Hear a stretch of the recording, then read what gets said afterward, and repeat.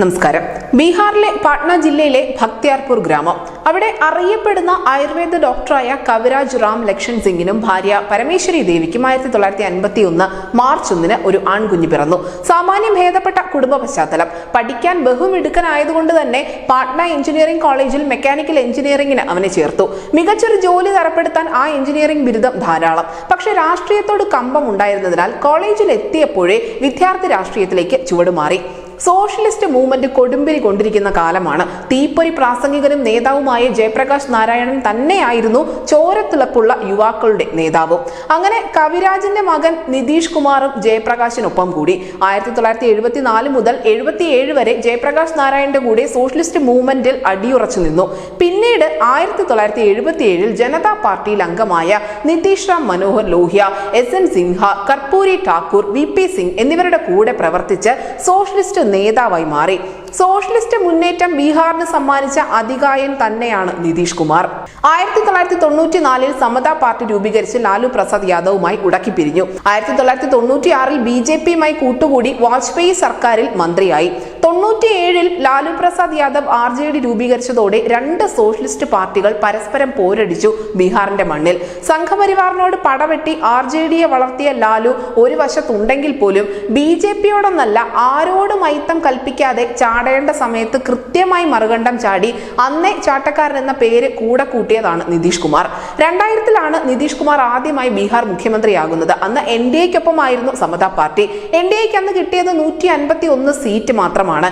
ഏറ്റവും വലിയ ഒറ്റകക്ഷിയായ RJDക്ക് 159 സീറ്റ്. കേവല ഭൂരിപക്ഷമായ 163 സീറ്റ് തികയ്ക്കാൻ പറ്റാതെ വന്നതോടെ മുഖ്യമന്ത്രി പദത്തിൽ നിന്നും രാജിവെച്ചു. 2003 ശരത് യാദവിന്റെ ജനതാദളുമായി സമതാ പാർട്ടി ലയിച്ചു.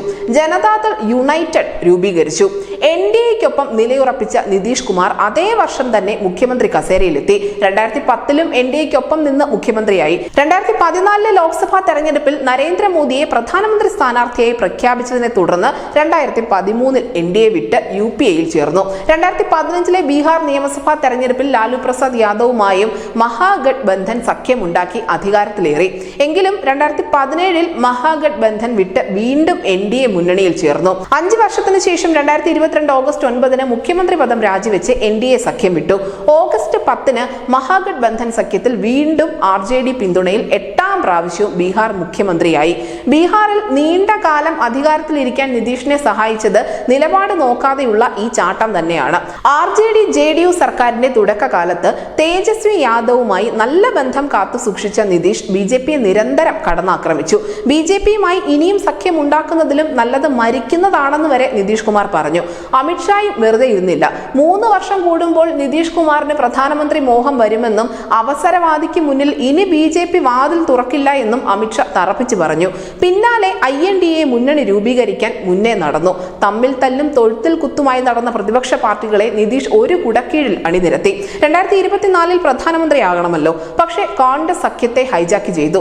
നിയമസഭാ തെരഞ്ഞെടുപ്പുകളിൽ സഖ്യകക്ഷികളെ പരിഗണിക്കാതെ വല്യേട്ടൻ കളിച്ചു. മറുവശത്ത് മുഖ്യമന്ത്രിയായ തന്നോട് ചോദിക്കാതെ ഉപമുഖ്യമന്ത്രി തേജസ്വി യാദവ് ഒറ്റയ്ക്ക് തീരുമാനങ്ങൾ എടുക്കുന്നതും നിതീഷിന് അത്ര രസിച്ചില്ല. പക്ഷേ ഇതെല്ലാം കാണുമ്പോൾ മിഥുനം സിനിമയിലെ രംഗമാണ് ഓർമ്മ വരുന്നത്.